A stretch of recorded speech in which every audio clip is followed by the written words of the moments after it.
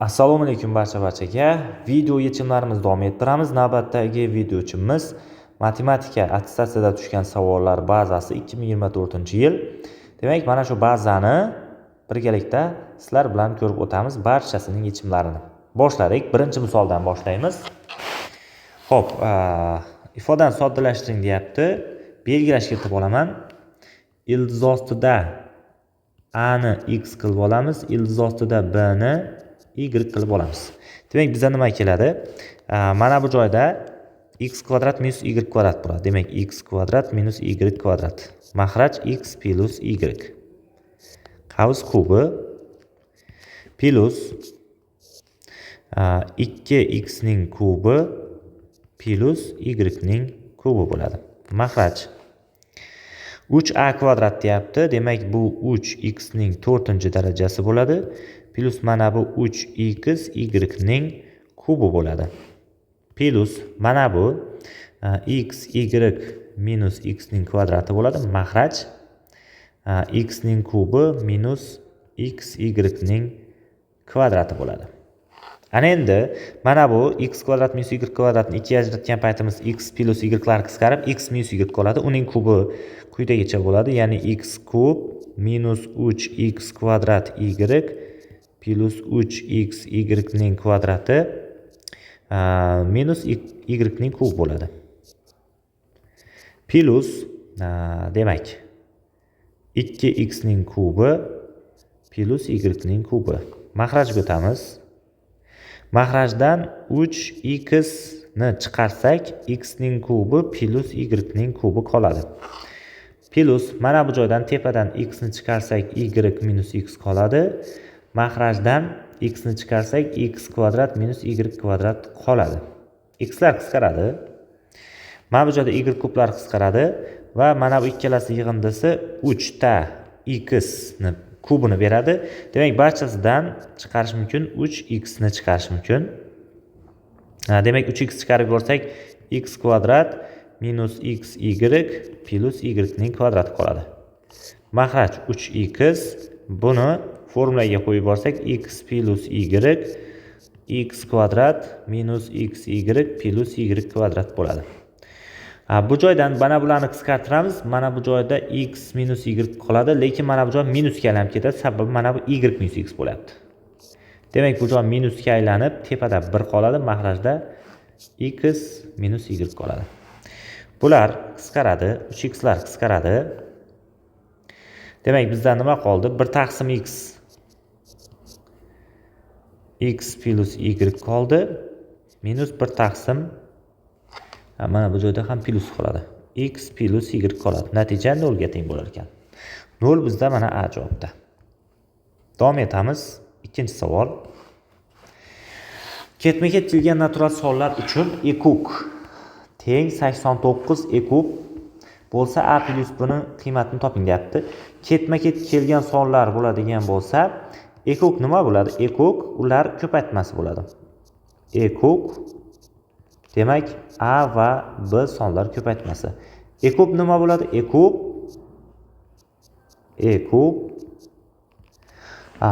demak 1 ga teng bo'ladi. Sabab ketma-ket kelgan sonlar e kub 1 ga teng. O'rniga qo'yadigan bo'lsak nima bo'ladi? A, B kelib chiqadi. 89 plus 1 ekanligi. Bu joydan A, B teng bo'ladi. Mana bu ko'paytma 90 ga teng. Bu joydan ko'rinyapti A teng 9, B teng 10 ekan. Demak, A plus B 19 ekanligi kelib chiqadi. 19 B javobda. Davom etamiz. 3-savol. 3-chi savol 15 ning 231-darajasi plus 2 ni 16 ga bo'lgandan qolib toping deyapti. Buni quyidagicha topamiz. 15 ni 16 minus 1 deb olaman. O'shaning 231-darajasi. Plus 2. Davom ettiramiz. Qarang, mana buni Newton binom bo'yicha yoyib beradigan bo'lsak, 16 ning 231-darajasi va hokazo davom etaveradi va oxirida daraja toq bo'lganlik sababli minus 1 ning 231-si qoladi. Plus 2. Mana bu joyda, ya'ni 1 ni qo'shmaysiz. Mana bu joyda barchasida 16 soni qatnashadi. Bu degani mana shu oraliq barchasi 16 ga qoldiqib bo'linadi. Faqat mana bu minus 1 ning 231 darajasi bo'linmay qoladi. Va plus 2 bo'linmay qoladi. Mana shuni hisoblasak bo'ldi. Buni hisoblasak 1 ga teng, demak qoldiq ham o'sha 1 bo'ladi. Javobimiz C. Ya'ni -1 ning 231siga 2 ni qo'shdik 1 chiqadi, o'sha qoldiq bo'lib qoladi. Sababi bundan oldingi barchasi 16 ga qoldiq bo'linadi. Javob 1. 4-savolga o'tamiz. Demak, tenglamani 0 va 180 oraliqdagi ildizlar yig'indisi toping deyapti. Mana buni ikkilangan burchak formulasiga qo'yadigan bo'lsak, 2 sinus x kosinus x bo'ladi. Teng, buni kvadratga oshiradigan bo'lsak, kosinus kvadrat x minus 2 sinus x kosinus x plus sinus kvadrat x bo'ladi. Mana bu va mana bu yig'indi 1 ga teng. Mana bu ikkalasini tenglikning chap tarafiga o'tsak 4 ta sinus x kosinus x bo'ladi. Bu 1 ga teng. Bu joydan 2 ta sinus 2x kelib chiqadi. 1 ga teng. Sinus 2x demak 1 taqsim 2 ga teng kelib chiqadi. Demak 2x teng bo'ladi -1 ning k darajasi qachon 1 taqsim 2 ga teng? Pi taqsim 6 da plus pi k ni qo'shamiz. Xo'p, x nima bo'ladi? X -1 ning k darajasi pi taqsim 12 plus pi k taqsim 2 bo'ladi. Mana shu holatdagi ildizlar yig'indisi deyapti. Demak, k ni o'rniga qiymat berib ildizlarni topamiz. K teng 0 paytida ildiz nima bo'ladi? X teng pi taqsim 12 bo'ladi. K teng 1 paytida x teng minus pi taqsim 12 ga qo'shamiz pi taqsim 2 ni. Xo'p, bunga 5 dan makhraj 6 dan makhraj bersak 5 pi taqsim 12 kelib chiqadi. Bu ham o'sha oralikda bor, bu ham o'sha oralikda bor. K teng 2 paytida pi dan oshib ketar ekan, k teng -1 paytida 0 dan kamayib ketar ekan. Demak, mana shu ikkitasi bor ekan, faqatgina bular yig'indisi. Pi taqsim 12 ga qo'shamiz 5 pi taqsim 12 ni. Bu ham pi taqsim 2 ni beradi. Bu ham 90 gradusga teng. 90 gradus bizda mana shu javobda. Davom etamiz. Keyingi savolimiz 5-savol. Tenglama bitta ildizga ega bo'ladigan a ning qiymatlar yig'indisi toping deyapti. Xo'sh, dastlab mana bundan 2 ni chiqaramiz, mana bundan -3 ni chiqaramiz. Demak, a plus 3. Demak, a plus 3 x ning kvadrati plus 2 ni chiqaradigan bo'lsak a plus 3 keladi. X bundan -3 ni chiqarsak a plus 3 keladi. Teng 0. Demak, bitta ildizga ega bo'lish uchun, a -3 ga teng bo'lmasligi kerak. Sabab -3 bo'lsa, mana bu barchasi yo'qolib ketadi. Cheksiz ko'p bo'lib qoladi. Demak, bularni qisqartirib yuboramiz, ya'ni qasddan tashqari chiqarib, bizda nima qoladi? A x ning kvadrati plus 2x minus 3 teng 0 qoladi. Bitta ildiz bo'ladigan bo'lsa, bilamiz, diskriminant 0 ga teng bo'lishi kerak. Diskriminant 0 ga tenglaymiz. Diskriminant 4 ga qo'shamiz. 4 a va 3 ko'paytmasini. Mana shu 0 ga teng. Bu joydan a kelib chiqadi -1 taqsim 3 ekanligi. Demak, javobimiz C. Xo'sh, davom etamiz. 6-savol. Bu yerda aytayapti. Funksiyaning aniqlanish sohasiga tegishli barcha butun qiymatlar yig'indisi toping deyapti. Aniqlanish sohasiga tegishli barcha butun qiymatlar yig'indisi topamiz. Ildiz aniqlanish sohasi bilamiz. Ildiz ichidagi ifoda 0 dan katta bo'lishi kerak, ya'ni -x ning kvadrati plus 6x minus plus 16 kattaga teng 0 dan. Keyingisi logaritm aniqlanish sohasi x minus 1 katta 0 dan. Sistema qilamiz. Tepadagini minusga bo'lsak, x kvadrat minus 6x minus 16 kichikga teng 0 dan. 1 ni o'ng tarafga o'tsak, x katta 1 dan. Xo'p, mana buni ko'paytiruvchiga ajrataman. Bu bo'ladi x minus 2, x minus 8 bo'ladi. X plus 2, x minus 8. Kichik teng 0 dan, x katta 1 dan. Sistema. Demak, 8 mana bu joyda minus 2. Plus minus qiladigan bo'lsak, biz manfiy oraliqni olishimiz kerak va 1 dan katta bo'lsin deyapti. Mana bu joyda 1 bor. 1 dan katta tarafni olishimiz kerak. Ya'ni mana bu tarafni. Mana bu joyda kesishdi. Ya'ni qayerdan qayergacha? 1 dan 8 gacha. 8 tenglikni qanoatlantiradi. Endi butun qiymatlar yig'indisi. Demak 2, 3, 4, 5, 6, 7 va 8. Mana bular yig'indisi 10, bular yig'indisi yana 10, bular yig'indisi yana 10. Jami 30 bo'ldi. 5 ni ham qo'shamiz, 35 bo'lar ekan. Javobimiz D bo'lar ekan. Davom etamiz. Xo'p, 7-savol. Bizda aytayapti, n ning natural qiymatini toping deyapti. Hosila olib 2 ni qo'yadigan bo'lsak, 540 ga teng. Demak, hosil olamiz. F() hosila x. Dastlab darajada olamiz. Mana bu n oldiga tushadi. N x ning kubi minus 2x ning kvadrati plus x plus 1 ning n minus 1 darajasi bo'ladi. Ana endi qavs ichidan hosil olamiz. Qavs ichidagidan hosil olsak 3x ning kvadrati minus 4x plus 1 bo'ladi. Endi x o'rniga 2 qo'yib chiqamiz. O'shanda nima keladi? F hosila 2 teng n. Demak 8 minus 8 plus 2 plus 1 ning n minus 1 darajasi. Bu joyda 2 ni qo'yadigan bo'lsak 12 minus 8 plus 1. Mana shu 540 ga teng bo'lishi kerak. Endi demak f hosila 2 teng, bular qisqaradi, 3 ning n minus 1 bo'ladi. Ya'ni n ko'paytirilgan 3 ning n minus 1-si. Mana bu joyda 5 keladi. 5 teng 540 ga. Endi 5 bilan 540 ni qisqartirib yuboramiz. N 3 ning n minus 1-si teng bo'ladi 108 ga.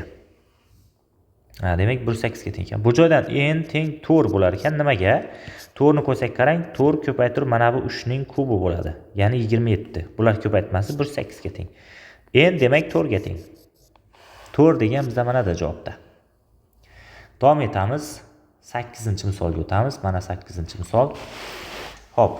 A d 16 ga teng, D s 12 ga teng. Yuzalar yig'indisining eng katta qiymatini toping deyapti. Demak, mana shu yuzalar yig'indisining eng katta qiymatini topishimiz kerak ekan. Demak, bu yuzalar yig'indisidan olingan hosila 0 ga teng bo'lishi kerak. Xo'sh. Bu yuzalar bir-biriga teng, eng katta bo'lishini teng bo'lishi kerak. Dastlab mana shuni bilib olamiz. Bittasini yuzasini topib 2 ga ko'paytirsam bo'ldi. Bu tomonni x qilib olay.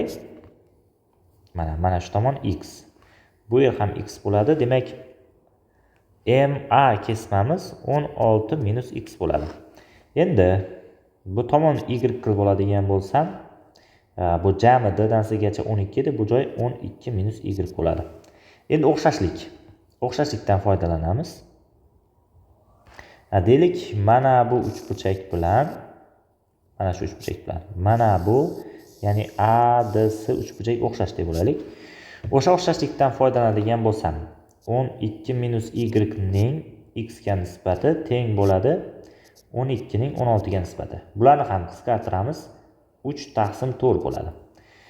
Xo'p, bu joyda x topaylik. 4 ni bu tarafga o'tirsak 4, ya'ni ko'paytiraylik. 48 minus 4y ni 3 ga bo'lsam bizga x kelib chiqadi. X tursin, mana bu yuza s. S yuza qanday topiladi? X ni y ga ko'paytmasi. X o'rniga mana buni ifodani olib kelib qo'yadigan bo'lsam, uni ham y ga ko'paytsam 48y minus 4y ning kvadrati taqsim 3 bo'ladi. Endi mana shundan olingan hosila 0 bo'lishi kerak. Sabab eng katta bo'lsin deyapti. Hosil olamiz. Mana maxrajdagi 3 shart emas. 48y dan hosila 48 bo'ladi. 4y kvadratdan hosila 8y bo'ladi. Teng 0. Bu joydan y 6 ekanligi kelib chiqadi. Endi x topamiz. X topish uchun y o'rniga 6 qo'yamiz. 48 minus 24 pasi 3 bo'ladi. Demak, bu 8 bo'lar ekan. X 8 ga teng. Yuza nima bo'ldi? S yuzamiz 6 ko'paytirilgan 8, ya'ni 48 bo'ldi. Bizda jami 2 ta s kerak. Bu 96 ga teng bo'ladi. 96 bizda mana bu javobda. Davom etamiz. 9-savol. Xo'sh. f() 3 plus f() hosili uchun toping deyapti. Buni ikkala tarafdan hosil olib yuboraman. hosil olib yuradigan bo'lsam, bu tarafda integral yo'qolib, bizda x kvadrat f hat x qoladi. Teng bu tarafdan hosila demak 4x ning kubi minus 12x ning kvadrati bo'ladi. Endi fx topib qo'yamiz. Fx nima bo'ladi? Fximiz ya'ni x kvadratga bo'laman 4x minus 12 bo'lar ekan. Endi f3 ni hisoblaydigan bo'lsak, bu 0 ga teng ekan. f3 0 ga teng. F hosila 3. Hosil oladigan bo'lsak 4 qoladi. Hosila olib 3 ni qo'ysak ham baribir o'sha 4 ga teng bo'ladi. Ikkalasining yig'indisi 4 ga teng ekan. 4 bizda mana D javobda. Davom etamiz. 10-savol. Demak, rasmda fx funksiya grafik tasvirlangan. -3 dan -2 gacha fximiz -4 ga teng, -2 dan 4 gacha fximiz modul fximiz 6 ga teng. Bo'lsa, mana bu ayirmani hisoblang deyapti. Demak, mana shu ayirmani hisoblashimiz kerak. Xo'sh, demak, bu ayirmani qanday qilib olamiz? Bu ayirma nimaga teng? Integral -3 dan -2 gacha qilib olaman. Demak, bu yoqda yozib olsak, mana buni quyidagicha yozib olamiz. Integral -3 dan -2 gacha fx dx plus integral -3 dan -2 dan 4 gacha fx dx shaklida, ya'ni 2 ajratsak bo'ladi. Oraliq o'zgarmaydi. Endi minus qavs ochamiz. Mana bu modul bo'lganligi sababli ikkita oraliqda ochishimiz kerak. Buni ham quyidagicha yozamiz. Integral -3 dan -2 gacha qarang. -3 dan -2 gacha mana bu joy manfiy bo'lyapti. O'shaning uchun oldiga minus bo'lib chiqadi, ya'ni minus fx bo'ladi. Minus fx dx bo'ladi. Plus -2 dan 4 gacha. -2 dan 4 gacha mana bu joyda musbat bo'lyapti. Musbat bo'lsa, fx dx ning o'zi bo'lib turaveradi. O'rniga qo'yamiz. Mana bu nechiga teng? Bu -4 ga teng. -4. Plus bu nechiga teng? Bu endi aniq aytilmagan, o'shaning uchun o'zi tura qolsin. Hisoblab o'tirmayman. -2 dan 4 gacha fx qilib qo'yaveraman. dx. Bu minus ta'sir qilsak, mana bu minus oldiga chiqsa, plusdan integral -3 dan -2 gacha fx bo'lib qoladi. U nechiga teng? -4 ga teng. Mana bu joy minusga aylanib, integral -2 dan 4 gacha fx dx bo'ladi. Mana bular qisqaradi. -4 ga -4 qo'shamiz, natija -8 ga teng bo'lar ekan. -8 bizda mana da javobda. Xo'p, shuning bilan dastlabki 10 talik yechimni o'z nihoyasiga yetkazamiz. Barchaga rahmat. Keyingi video yechimlarimizda ko'rishguncha.